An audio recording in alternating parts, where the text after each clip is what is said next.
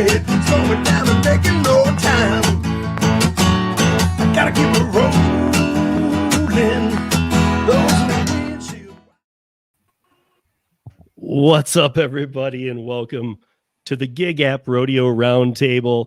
Gotta welcome Kim's Side Money Plans, Mr. Tom Kelly, Gig Work Mama Cheyenne, if you're nice to her. Only if you're nice to her, otherwise, because you got to call her Gig Work Mama. And Michelle. And again, I didn't give Michelle a proper intro last week, guys. I want to make sure to check out her DoorDash groups on Facebook. And I say that now because I actually have a great part to Facebook on the intro. I'm sure Michelle knows this. I am super, super stoked at what I hate. I very much dislike Mark Zuckerberg. Always have. I got turned off from Facebook way back when, after it became not about seeing what I wanted to see, family, and more like just advertisements and exploiting everything about me and them owning my photographs and just everything about it just became this nightmare. So now I do it on a business term thing, and I still have my account, of course, because they own everything in there anyway. There's nothing I can do about that. But I am very cautious as to what I do there now. I haven't liked a lot of what they've done. But this week, that was huge. It was. This was one of the biggest things to back the First Amendment that we've seen in this country in, I don't know, 7, 8 years. Everything seems to have taken away from the First Amendment. But I think we got to give Elon Musk some credit too. No matter how you feel about the guy, he changed X. It kind of changed, and it was perfect timing because it kind of changed Twitter. It kind of changed the landscape of even Facebook. And Facebook has been in with a couple grand juries and investigations, Senate hearings, committees, all these things, and they've been making them go through every hoop. They've been interrogating their workers. People are quitting. Beta has been a fail since it launched. And finally, they just got it to the point where Mark Zuckerberg just wrote the letter. He just put it out there. He said, yes. And again, this is not political. I mean, it is in the fact of what he did in the past. But this is not a political advertisement. This is just to finally clear up something, because it actually, no matter where you sat, it could hurt us. And I'll bring up why in a second. So Facebook this week, if you don't know, Mark Zuckerberg put out the letter that, yes, he was influenced by the Democratic Party, the far left extremists, big time. And yes, he was removing posts. He was banning users. They were shadow banning posts, even if they were good, coming from users that had bad tarnished marks on them, all kinds of things. And he said that, yes, he accepted money for it. Yes, he took down everything Trump. Yes, he deleted accounts because of using the word Trump. So even if you used it and you're not a Trump supporter, you might have been deleted. And all this just horrible stuff. And then there was a thing known as I think it was the Zuckerbuck or something. Zuckerbucks. Yeah, Zuckerbucks. Those will not be. He is not putting $1, and he's allowing his taxes to be open so that it can be proven. He's not putting $1 into this election on any sides. He's staying as partisan as can, and he said that the freedom to speak on Facebook is now back. You can post about things. You will not be taken down you will if you do malicious stuff or this, that, the other. But I think that's part of the problem, and we're going to address that tonight too, is that there's some bigger issues these platforms need to address. Illegal accounts, things of that nature. I mean, that's just gig space. But they finally are saying, write what you want. In fact, they say that, and here's where I relate it to everybody. So during the beginning of, and again, X is on, Facebook's on, Instagram's on, I think YouTube, of course, we still have to be very careful. But I mean, I'm not using candidates' names. I'm not dissing or harping on anybody. This is a platform, not a party. The party might have offered them some money, but in the end, the public platform took the money. So that's where we got to deal with the problem. But I don't know why. As much as I don't like the guy, I had a moment of, wow, I never thought I would see you do this. And I know there was a lot of pressure on him to do it from a lot of different directions and whatnot. And he knew that pressure was only going to get worse. It was basically like, you need to tell the truth.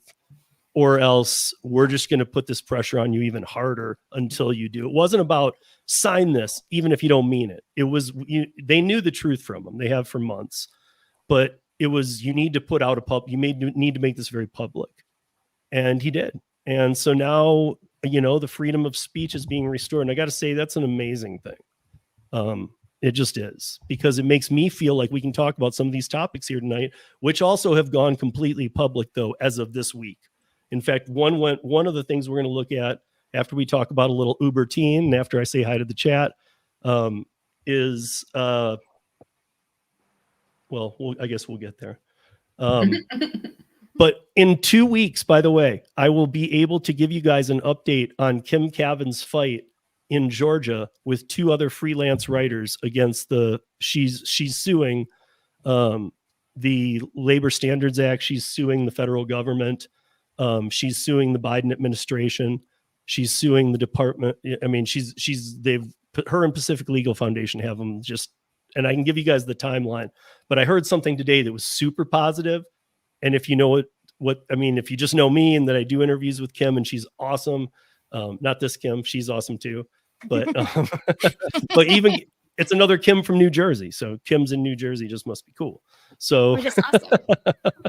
But Kim, if you guys don't know Kim, I've done a lot of stuff with her. She is just a brilliant, intelligent person. And the other 2 writers involved in this lawsuit are pretty amazing too. And even the lawyers I've spoken with at Pacific Legal Foundation, and I just want to give her kudos because it's just pretty amazing stuff that she's doing for all of us, even us app-based gig workers. She's doing it all, working every day for us in ways that we don't know how to. Like we don't know those steps yet. I'm trying to learn some of them, but I kind of sit back and more watch what she's doing. But yeah, anyway, say hi to the chat here before it gets way crazy too long or not. What's up, Miko? What's up, Go Gig It? What is up, Traveler? Hey, Thomas. What, am I at the bottom? Okay. Hi, Kim. Hi. Hi, Becky. Hi, Cheyenne. Hi, Ellen. Hi, Joe. Hi, Ron. Hi, Tim. Gigwise. What's up, Bubba Sue? And Tyler Thurston and Joe on the go. Oh, that's Billy. What's up, Billy? What's up, Billy? What's up, Anthony Terry? What's up, Christopher Taylor? Christopher Taylor, I got your your text about the article. That's crazy. We aren't going to get to that tonight, but just real quick, Christopher Taylor sends Kim and I articles a lot, and they're always good. But he sent me one, and hopefully I'll find a place to make it short or fit it in because it's pretty funny about this Waymo going the wrong way down the street, like against cars. Like again, they're live in Arizona where he is. What's up, Cody? How you doing? What's up, Spockers? How you doing, bud? Yeah, I know. And I see that Spockers is Zuck just sees the wind blowing in the other direction, so he's adjusting his sails. Yeah, I get it. But nonetheless, it wasn't like he just had to sign something and whatever it says, I don't care. I just want to move on. He had to sign what happened. He had to be honest. That could be very difficult for most people, CEOs, politicians. Honesty is not like a normal. If you go into a politician or a CEO job, honest person, you can just count on that being destroyed. When you accepted that much money, that was your soul that you sold for that job. A lot of times, yeah. What's up, Derek? I am here legally. That's probably not funny tonight. We got some stuff tonight. What's up, Christy? How are you? Christy C. They both put the C at the end. Hey, Michelle. How are you? And I think backseat driver. And Christopher Taylor, thank you for the 2 memberships. Always good, always awesome. Thank you for that. But Tom is going to take us through Uber Teen, and I want to, before he even starts, I guess I want to ask him before you even get into it. Are these articles in any way supposed to help people, or is it advertising for Uber Teen because school goes back next week? I I think it's more advertising for Uber Teen because school goes back last week here. But I still want to go through them because I mean, it's I don't know. I hate First of Uber all, I'm Teen. biased. If you guys don't know, most of us on this panel are. We are, even if people on this panel don't do rideshare, we're all against it as parents, as human beings. I mean, from day one, it was no unaccompanied minors. Last year, they said, hey, you know what? Unaccompanied minors are fine. Yep. And they've started this thing called Uber Teen. So just in case you're not aware of it, teens can now have on their phones an app that is controlled by their parents that allows them to order, and this is for 13 to 17-year-olds, allows them to order their own Uber ride. It automatically turns on file tracking or ride tracking, which I kind of laugh at it. Well, we turned that on automatically. My wife has an older iPhone. It doesn't work. I try to let her watch where I am all the time. She can't. It doesn't work. So I don't know what to do, for that. One of the funnier things in this article that I like too is every time a teen orders a ride, they get a PIN number, and the ride can't start until the PIN number is entered. Really? Welcome, John. My car won't go until the PIN number is entered. Yeah, no, not so much. The whole thing. My car's hooked up to. Mine doesn't need a PIN number. It's got this little hose thing I got to blow in. Oh yeah, well, You just don't trust. I don't know, man. Your car didn't come that way. yeah, mine doesn't have that. But I guess I got it. It must be a new model. Yeah. So the idea that, so the other day I had a pickup request in a junior high school, and I texted them on the way, "Are you a student?" And the reply back was, "No, I'm a mom." Like, okay. And so I went and picked them up, and she got in the car. And as soon as she got in the car, she said, "I'm really glad you asked me that question. That makes me feel safer." I said, "Yeah, I won't pick you up if you're a student." She said, "Even if they have Uber Teen?" I said, I've opted out of Uber Teen. I won't do it. And she said, "How often does it happen?" I said, "All the time. All the time." And this idea that somehow there's this magic that takes place that you don't have anybody can order. I mean, if you put the app on your kid's phone, they can be 8 years old and order an Uber. I don't know why they think this is magic or why they think this is safe. And the mother and I were talking that under no circumstances would she let her 14-year-old girl get in a car. She said, "With you," but she means any driver, or anybody who she doesn't know. I mean, isn't that something we were all taught as little kids? Don't get in a car with strangers. Yeah. Mm-hmm. Yeah. And especially the white panel van. And yeah, don't go help the guy find his puppy. Don't take candy. I mean, these are just basic things we're taught as children. And Uber is making money on it and getting you to make money on it too. So, it's highly. That's the other question too, Tom. I mean, I've talked to people, and of course you can't put it side by side, but if you've done enough rideshare, you just know. But I've said, how much more are you making on those anyway? They said $2-3. That's it. Oh yeah, because it's so nominal. You're putting your whole future at stake over a couple bucks. That's not worth So, it. yeah, and so you're not going to get. The other day, you guys will like this because it's kind of a side comment too. My phone popped up for a $200+ ride, and if you remember back, Bill, who used to do our Friday night show with us, he got one of those one time, and it was somebody who wanted to go downtown to Louisiana Street, but she put in the address wrong, and it was taking her to Louisiana. Oh. So I called my wife and I said, "This is probably a mistake, but it's saying there's a $200+ ride." And so I'm guessing Austin or San Antonio or something, but I'll let you know. So I pull up in front of this huge mansion. And the guy keeps texting. His name's Eugene. He keeps texting me, be right out, be right out, be right out. 10, 15 minutes. He's like, I know I'm taking too long. I'm sorry. I'll be right out. And he steps outside in just his shorts. And it's Adrian Peterson, the football player. Oh, nice.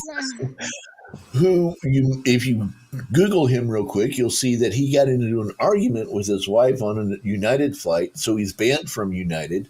And he missed his American Airlines flight. And 50 Cent is doing this new thing in Shreveport where he's putting together this huge studio.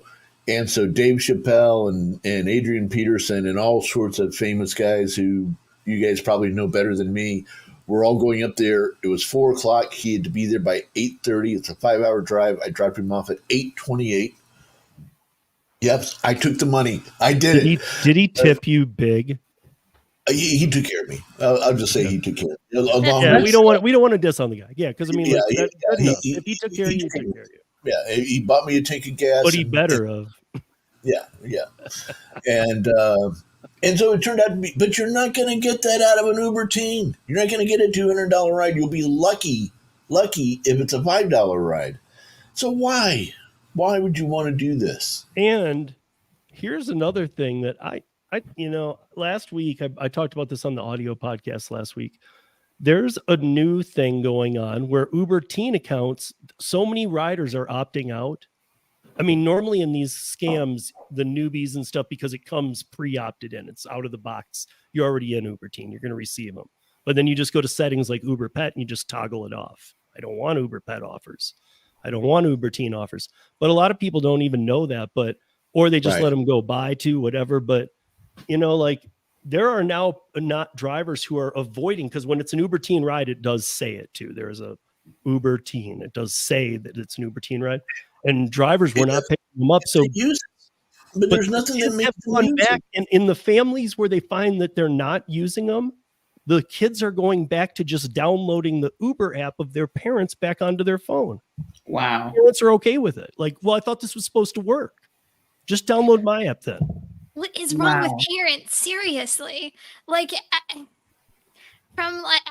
know my daughter is not this old yet, but there's no way in any creation I would let my daughter get into a car with a stranger and trust this stranger to take her to point A and point B and not worry nonstop that something bad would happen to her. No, there's too many different factors. No. Yeah. And y'all may have heard me tell the story before. I did one time pick up an 8-year-old boy and take him to school only because it was starting to storm. He's out there in his little suit. He's got a little case with a musical instrument in it. He's supposed to go there for some kind of band practice thing early in the morning. His mom, I made him put his mom on the phone. Her excuse was she had to get to work early. I think that's a horrible excuse. So she left her 8-year-old? So she left her 8-year-old to be picked up by Uber. I wasn't going to leave him out there in the rain. I swore I would never do it again. Never have. I have refused to pick up people before when I pull up and it's, a couple of squealing 15-year-old girls where it's like, hey, sorry, no. And I even have it in my profile. When you look me up, safety first, no unaccompanied minors allowed. And I stick to that. But I wasn't going to leave the little 8-year-old boy out there. And I mean, really, it was a bad storm coming in. I got him to school just as it hit, and he went running inside. And I thought, she's really lucky it was me. Yeah. If it's a storm, I would have let the kid in the car. I'd have got out, called 911, said there's a kid in my car because some stupid parents let their stupid kid. I thought about that, David. Yeah, I thought about doing something like that. Taking him to a fire station instead or something. But the school, him in a basket. I knew the school was. It was a few blocks away, but please give him a better home. Yeah.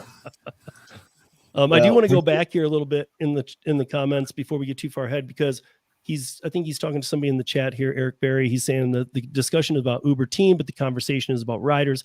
I got a notification from Uber Eats saying I would now be getting Uber Teen Uber Eats orders. Yes. See, this is how ridiculous it is to me, because why? Okay, now we're into the why does that need to be an Uber Teen account? Like what that one, why wouldn't it just be the family's account? Again, though, what are you doing sending a stranger to your front door when you're not home? Oh, I'm not for any of this. I'm just saying, like in this case, you're just like, you're proving though that it's only a teen at the house. Yeah, that started today in my market. The Uber Eats. That's my big beef with it, is that like if somebody is looking for some bad things with kids, and I don't even want to get into it, we haven't passed things, but to be honest, if somebody's looking to go down any of those roads, Uber Teen food order tells me that kid's alone at his house. that's right. Yeah. Because there's no way the parent wouldn't just order. That's right. So I don't know. To me, that's again, it's just another sketchy. All you're doing is tipping off the bad people. The other side of this, they're going to say, but it's so convenient and it helps out the kids and it helps out the parents. Parents don't have to be their kid's chauffeur and all that. Get over it. Get over it. Yeah, I'm sorry that so I'm going to quote my wife, talking to her about this earlier today. And she said this, and I think it's so true. We all know, everybody who's listening to this right now, all know how this is all going to end. We all know.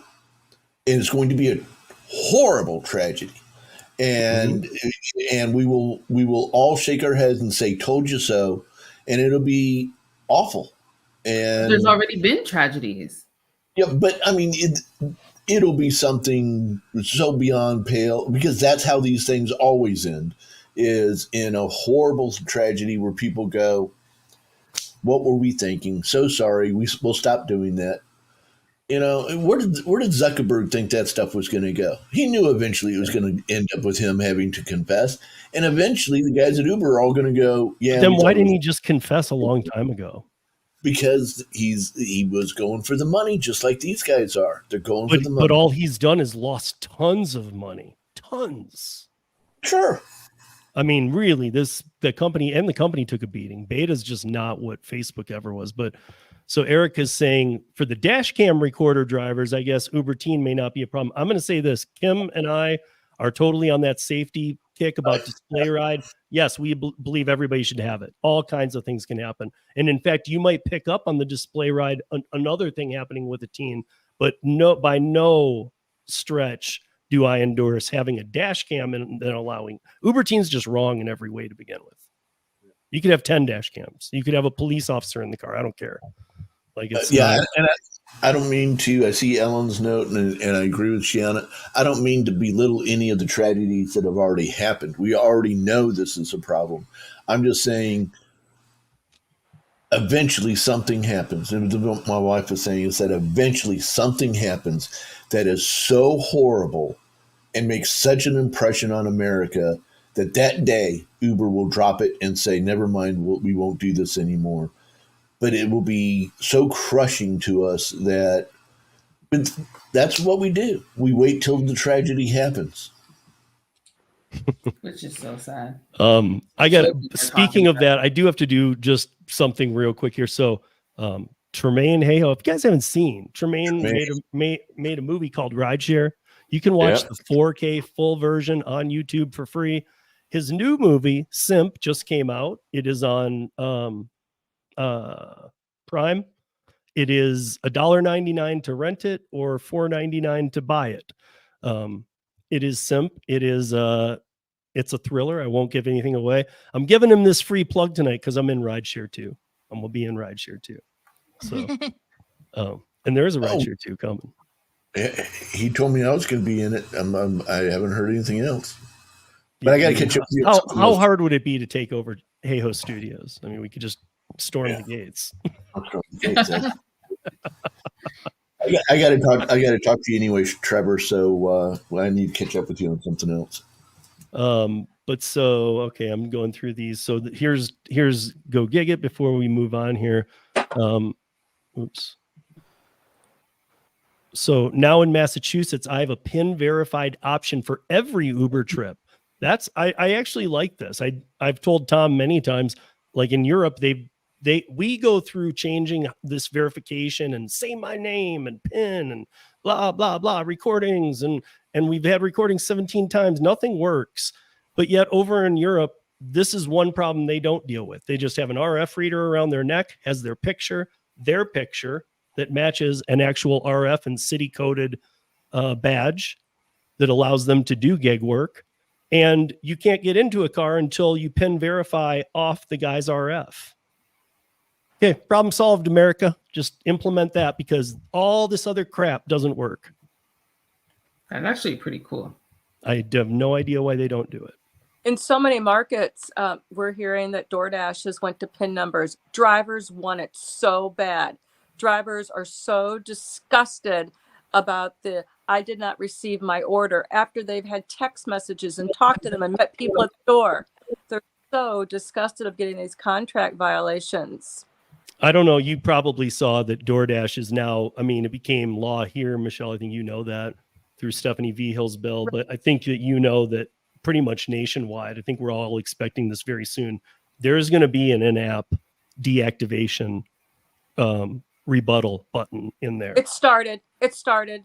Is it? I don't know if it's everywhere yet. It for the most part rolled out earlier, about a week ago. Okay. And I've got it at the top and our marquee post on both big pages. Yeah, I don't think, guys, don't start going nuts. I don't think it's in every market yet, but this is one that will be. Yes. This is one that they had it handed to them. The FTC has been looking into them for a while, and they had it handed to them on a couple issues. What's upsetting to people right now, Steve, because people that are in and I can't emphasize much, people that come and join Facebook groups are people that probably just got deactivated and they're, oh my God, kick in the stomach. What do I do? I don't know why. And that's the big thing. I don't know why I got deactivated. And they're trying to find some route. Well, as soon as we started posting this, people that have been sitting there just in the lurch, like wanting to know, I've been deactivated for 2 months. How can I get back on? I don't think it's retroactive. Is it? Does anybody know? I don't know. I just know it was pushed by the legislation from the states it's already in. I saw it as this thing of, wow, they're actually, for the first time, and I'm not giving them kudos, guys. It comes down to a matter of which way will be cheaper for us, to fight it or to just give in at this point. It's just numbers. It's an algorithm running the numbers for the DoorDash. Like, which way is cheaper? Do we just put it on every state, or do we still fight this out a bit? And they have like all these statistics running at all times. So I think they're finally just caving on this one. We need to put this in every market. I'm going to say I'm going to believe it when I see it. Like, not that I don't believe that this is coming to every market. The whole thing is they said it's going to be a speedy process, right? You can do everything on the app and then you'll get a decision, a rebuttal decision, a turnaround quicker, and everything's going to be quicker. Like the quickness part, I'll believe it when I actually see it.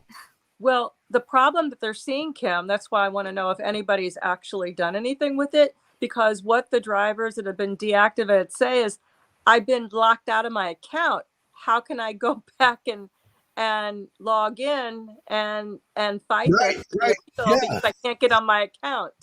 So that's why I wondered, is it retroactive? I'm saying not. Is it when it starts in your market? Because that's the big thing. When you get deactivated, you can't log in anymore, right? I mean, I have not been, I'm pretty sure. I mean, I think you can still get into the app. You just can't go online. Oh, okay. Any deactivated app. I mean, I don't know how much movement you have in there. It might just be a single screen, but some of them might allow you to, because you could still, some drivers choose to, upon deactivation, I don't know how often this is, but I do know of some actually choose to, okay, I'm going in the app. I'm deactivating my account. I'm deactivating. I want it off their servers. Screw this. And so that, I think those kind of abilities might still be there as an account, but you're an account that can't use the platform. Well, when I had COVID, I had COVID in 2020, and that's the most I ever earned on DoorDash, because they paid me for 2 weeks, but they deactivated me you were deactivated during your 2-week period. If anybody else went through that, that was a big thing. Wow. I'm pretty sure they got money for that. But actually, I was on Postmates, Instacart, Uber, and DoorDash. I got paid on every single one. But DoorDash, I was getting $2,000 a week for 2 weeks. It was the most I ever made. So Cody, on your comment here, I do have to say that the popping up, it just pops up saying your account has been deactivated. So now in Colorado, it starts actually in September, which will be Sunday. Starts the first. Some of it starts January 1st. Some of it starts September 1st. And September 1st in Colorado, on any delivery platform, if you are deactivated, you have to be able to have the right, and it will be there, challenge deactivation. It will be right there when you open the app. And in there, the problem, that's in where the problem starts, though. It's great, but the problem is it was supposed to be a driver panel, not a driver co-op. And the reason for that is co-op often refers to union. And yes, there are, out of the 8, there are 5 union delegates, meaning the 5 union people will be the deciding factor on every person. So they're going to have a 3 driver panel and a 5-person union panel. So my point is, you've now just opened the door for the unions. How much you let them in, I don't know, but we all know this. It's an old saying. Once you open that door for the unions, you can never close it. So that's a problem. I wish it didn't come with a problem. Again, this is just something DoorDash could have done from day one. Yeah. Errors. Hey, I was wrongfully deactivated. Cool, we'll look into that. Why wouldn't you? Because they have an oversaturation problem. Let everybody on, and then we'll start Well, weeding right. people out. You know, I don't know. You know, the answer isn't to wrongfully deactivate thousands of people per week, though, because eventually that's going to really come down on them. The FTC is already looking into them. I can say this. I had a conversation a year ago, Kim knows this, with the FTC. David Pickerel and I did. I cannot talk about that yet. I think that it's an 18-month thing. I mean, I can say that it happened, but he also can't talk about it. But 3 weeks ago, Gary Middleton had one. Really? So guys, guess what? They have asked us about some things as third-party app holders where they see that it's okay. Independent contractors are allowed these privileges. So you can't, they're not okay with this. That's kind of how it goes. I won't go any deeper, but it's kind of like that. And they understand that.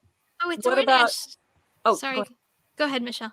Well, what about the fact that people are disgusted with this platinum tier level, platinum, gold, silver, and that in some markets, if you're not platinum, you can't schedule, and people can't work to get that platinum status. It's unobtainable for many people. That DoorDash says that only people only do maybe 10 trips a week. 90% of the DoorDash drivers do 10 trips a week. How could they ever achieve platinum when you have to do 100 in a rolling month, 100 rolling in 30 days? And that's just unobtainable for people. They say they can't schedule, therefore they can't do DoorDash anymore. And, where's the independent contractor in that? Well, I mean, the next thing we're going to move into is what they're going to do about a very big problem. I do want to address this, though. I want to make sure we get a couple of these things in tonight, though. But so Cody is saying, I have a weird question. Then say somebody gets deactivated here. He's somewhere in St. Louis area. I don't think he's in the city, but he's somewhere in the surrounding zone. So a different state, let's say Missouri, gets deactivated here. Then they go to Colorado. Can they use this? I don't think you could get deactivated in St. Louis, come to Colorado and challenge the deactivation. However, I bet, in fact, I almost know this for certain, but I will ask to confirm. But if you are here in Colorado for a month visiting family and door dashing and you get deactivated while you're here, you're under Colorado law, and then you could challenge it. Yeah. No matter where you live. Yeah, we get that all the time about Colorado because people want that Prop 22 money, or they did. Well, we're not going to get the Prop 22 money. Yeah. I just feel like DoorDash uses deactivations as a revolving door. Like if you think about it, like they're always onboarding millions and thousands of drivers. And okay, now we have an oversaturation problem.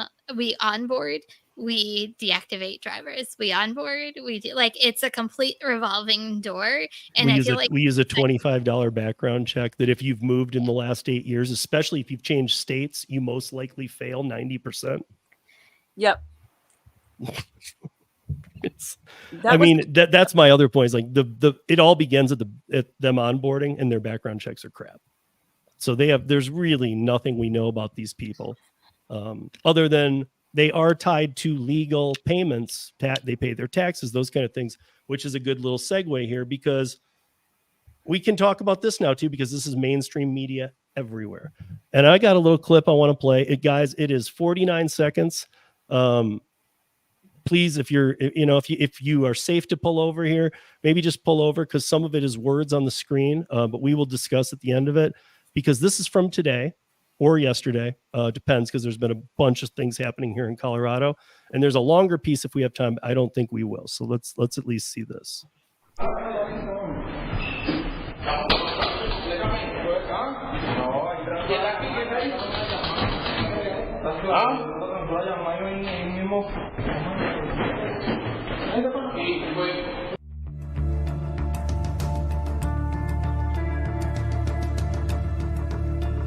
The city nonprofits have lined up to help the migrants that have come here, but nobody is helping the American citizens, the residents that are trapped in these apartment complexes.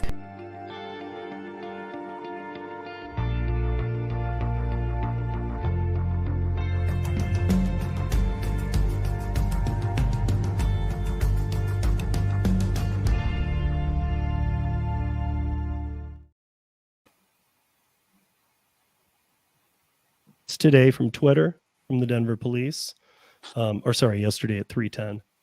So about 28 hours ago, the Denver Police Department takes the presence of Tren de Aragua seriously, and protecting the safety of our residents and our officers is always our top priority. If you're not familiar, Tren de Aragua is the most hardcore Venezuelan gang.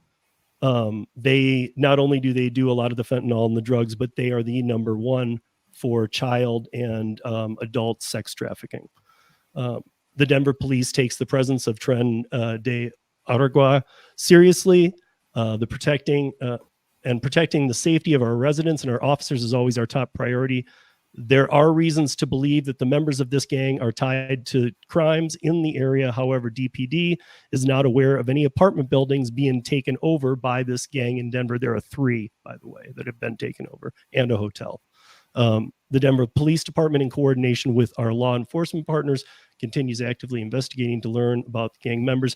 Then it went on to say, like, if you need more cops in your area, please, they have hotlines now, because this gang specifically has started moving out from Aurora, where they are right now, and into Denver. So now they have these hotlines to have cops put over in your area quickly, because as you saw, these people are not being very casual about carrying machine guns. I mean, they just got them slung over their shoulders. That's Denver. That's not Venezuela that you guys were just watching. I mean, that's a resident scared. And there was another video about this, this resident who shows how she's lived in Aurora her whole life, and now she's got 6 deadbolts in a ram bar that she puts under the doorknob at night so that they can't kick in the door. She said she's scared to go outside to the trash. It's gotten horrible.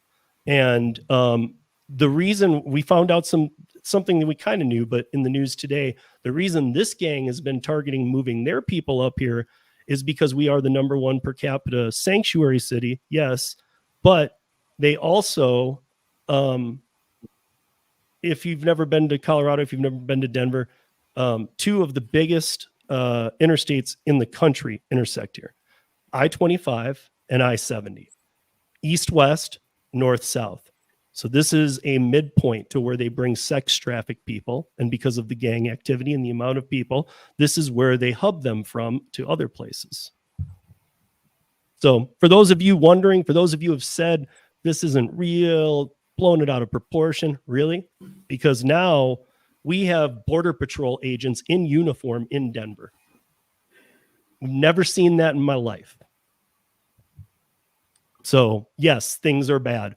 And it goes on to, then we go to the apps, and this is public news now, guys. So this isn't, we knew about this before, but we were careful about what we said. Now you can just Google, it's everywhere.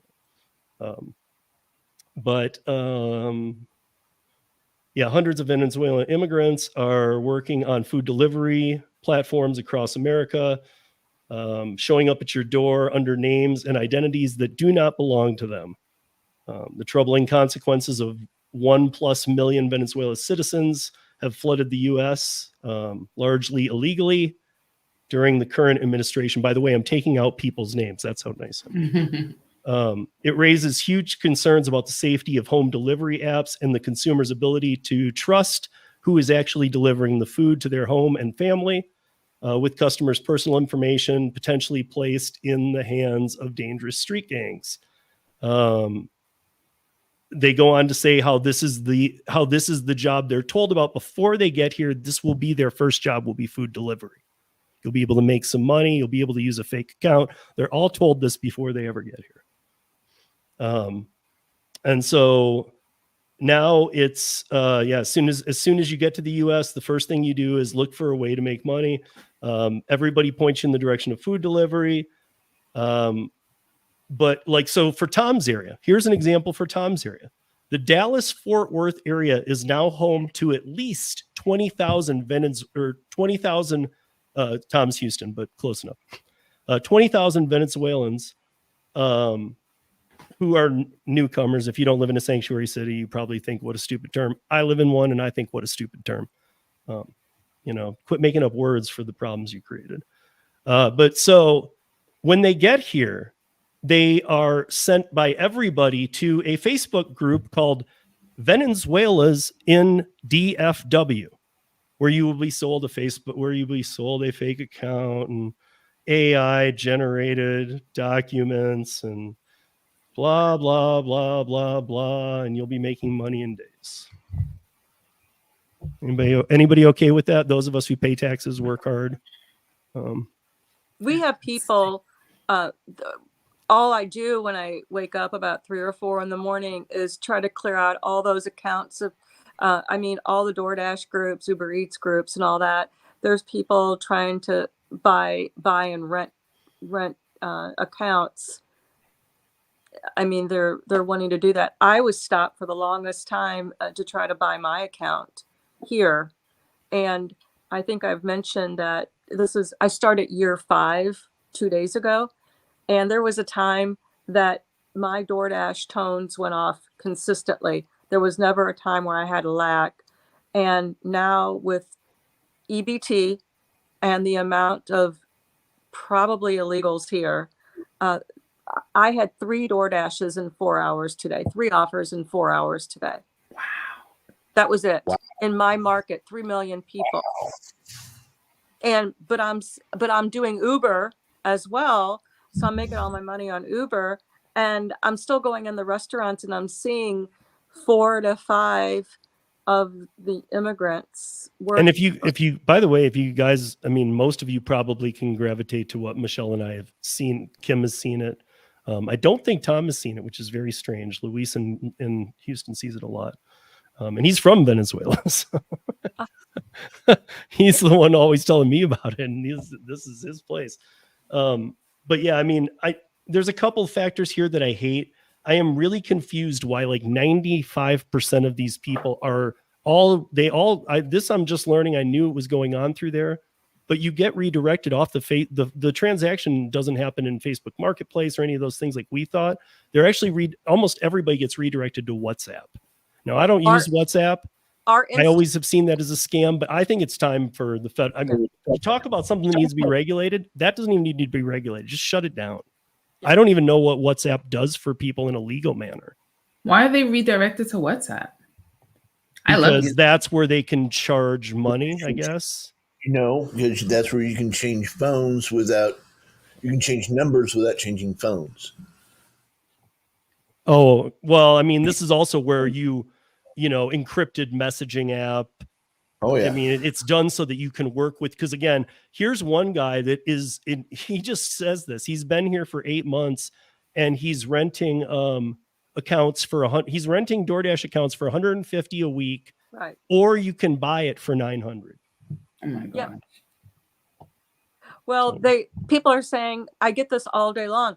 They're saying, why is Jennifer on the account, but Jose is showing up at my door? Yeah. You hear that a lot. Mm-hmm. Yeah, there's been a lot of It used to be a TikToks running about that gag stuff, before, too. but now it's very serious. It's very dangerous.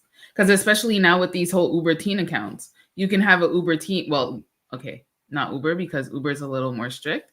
But let's say if they ever get on Uber, now you're going to have a random person delivering to your teenager that's home alone. There you go. Okay. Yeah. I got 15 minutes to get through these last two, or Kim will kill me. No, I just end stream. But so these, I think I can flow through pretty well too. So this one, you guys might have seen, a lot of people might have seen this, was published yesterday in the early evening, New York Post, and then everybody else has picked this article up too. Scroober, the scheme reaping whopping 40 million in bogus surge fares for hundreds of shady Uber drivers. So this is kind of, it gets a little weird. It goes back to 2018, two guys. I'm not going to get into their ethnic background, and that doesn't seem relative to what I want to talk about here with you guys. The pair over that time made 1.5 million for themselves out of the 40 million ill-gotten fares from shady drivers, who even bragged about the scheme when it started in 2018. So what's happening is, and Tom and I had to kind of do the math on this one first. So, because there's been all kinds of spoofing things that go on since all of us started gig work. But what they're doing is they're spoofing a surge zone and then bouncing it back to your phone somehow so that you get paid that surge on your next ride. So what they did was took like 800 phones, gutted them, put this software on. One of them is a GPS spoofing. One's this piece. And then the main piece of the software is actually called Scroober. That's what they named it. That's what they named it for the drivers using this. And the drivers using this now get the full drop down of full pay, full transparency details, and they also are getting a bounced surge from an area that's surging that will be priced to the customer who shouldn't be priced to, who's already paying way too much, because this is on top of Uber money. So they're bouncing in a surge, and so you're paying twice as much as that already ridiculously high amount. And the drivers pay a monthly fee for this. And so I looked at this a little bit more since you and I talked, Steve. And the funny thing is, people would complain, and the Uber person who they would end up talking to would say, I'm so sorry. Well, first he'd say, "Hello, my name is George," and then he'd say, "I'm so sorry. You were picked up in a high surge area," because that's all Uber sees on their side is you got picked up in a high surge area. It's your fault. If you didn't want to go, then you shouldn't have gone then. But, so that's how they'd complain, and Uber would say, "Yeah. Sorry to be you." Yeah. Well, I mean, Uber got screwed here too. I saw even Kim laugh, and I think it's pretty funny. The name is kind of creative if you think about it. That's what I was laughing. The name is very creative. I know, but they literally named it that in the 800 phones they made. Funny. And that's like, I mean, like when they did get caught, that's what's the name of it that they'd be caught under. But that's the funny part. Like, anybody else find the sick humor behind that? It's kind of funny. I do find that part funny. I mean, what they did to the passengers at a time when drivers can barely earn as it is, and taking only 800 drivers out of so many thousands, obviously, that's not really doing the drivers' mission any good. It's doing some drivers who got in on this good, but yeah. It does look like they're all It does look like they're all in they're all going to be brought down on this. Who knows what'll happen to Uber about this? Because they're going to obviously have to address their people, like all their customers, things they hate doing too. They're going to have to address their customers and say, well, I don't know. I guess you've been being charged twice as much. We can't really figure it out, but you can trust us in the future. I had a surge in my area a couple of days ago, $44. Wow. Okay, $44. Let's say that you are doing that 5 minute ride that normally is $5, and I was able to go grab that surge and put it on top, so you got charged $49, and you call Uber and say, "Hey, how come $49?" No, I'm sorry, you got picked up in a surge area. That's the way our surge pricing works. That's what they would have been told. So think about 800 phones, $40 million. The average driver on this one made 50 grand. Unbelievable. 50 grand. So to Eric Berry real quick, you got off the phone with somebody in LA where Uber Teen absolutely exists in Los Angeles. I can't say why your friend doesn't see it, but Sergio, everybody else, we all know it's there. It's a big problem, in fact. But maybe either two things that I know of, either your buddy potentially toggled it off, which is the smart thing. All drivers should do that. Or he doesn't have 500 rides. I think you have to have at least 500 rides. It's a odd number they just threw out there. That's their way of saying that they're verified. No, that's their way of saying you're an experienced, double verified, awesome person to drive kids because you did 500 rides. You're the best driver out there. Please. Because that's the qualifying factor right there. Yes. Kim's trying to buy time here. I'm going to make it. So. I know. What do you mean? Because I said one sentence. Don't blame me on this one. You have 8 minutes. Go. Well, so the last one kind of ties into something else. So if you guys saw any of the Be My Own Boss podcasts that Mike and I did, the last 6 ones, they were a 6-part series on we called it the Boston Massacre 2024 because it related to Uber Lyft drivers who are now paid $32.50 an active hour, got a bunch of BS bonuses and crap like Prop 22 and all that stuff. It's so funny. All the drivers are saying the surge is gone. I already made 32 before this happened. But in there, they also had to pay a fine of 300 and some odd million. And again, guys, sometimes I think we get a little thrown like, but it's Uber. That's nothing. For me, that'd be a lot. No, for Uber, that's a lot too. Well, as of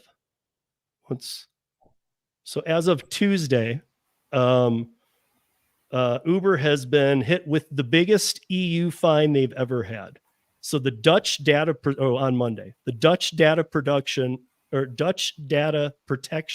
Authority announced it is fining Uber 290 euros or 325 million for violating the EU's sweeping general data protection regulation laws.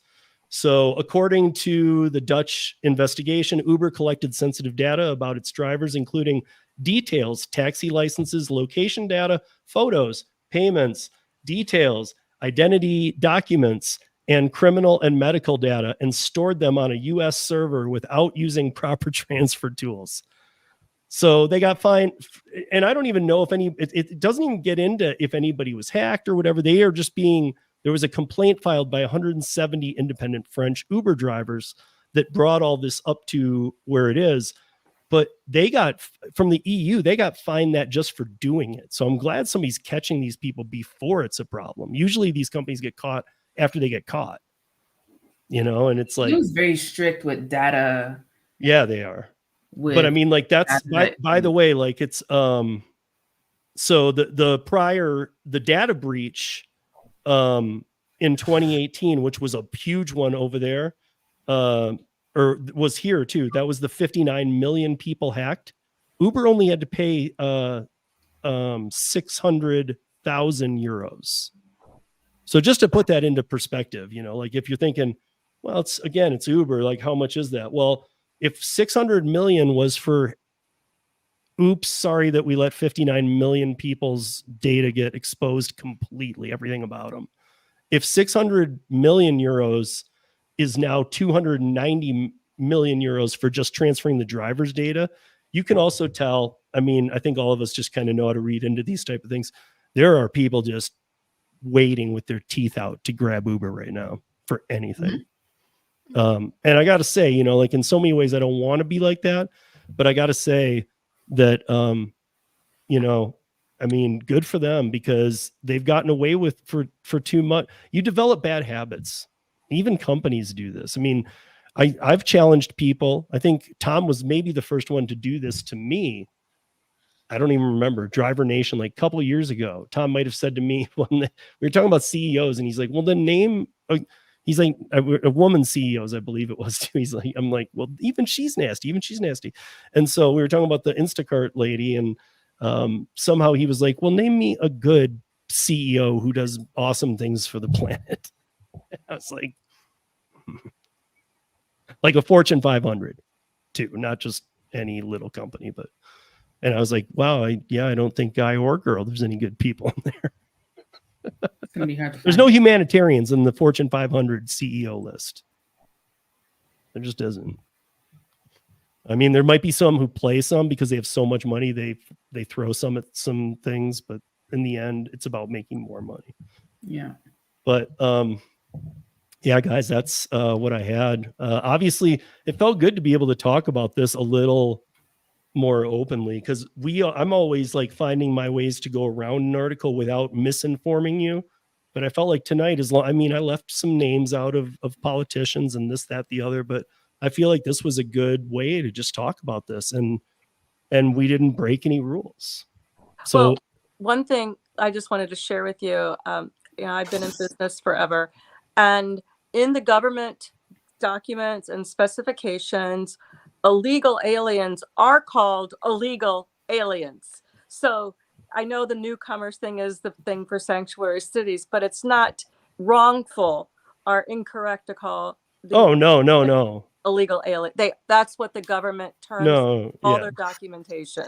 Oh yeah, no, 100%. I mean, first of all, it was get rid of aliens because we need to explain the real aliens that we've been hiding for all this time. So they had to talk about UFPs, unidentified phenomenon, whatever UAPs. They were like, we can't call them UFOs anymore because those are real. So we're going to talk about UAPs. UAPs are exactly like UFOs, and we forgot to tell you about it. So they took out aliens because aliens did that same thing. Well, we can't. There really are aliens, so we can't call migrants aliens. We'll have to go back to migrants. And by the way, one of the biggest thing in DoorDash drivers with the combined groups, over 250,000 drivers, is safety. And when you view that, basically that with the guns, the long gun and the pistols that they had and the criminal way that they were acting, I go into apartment buildings like that on a daily basis.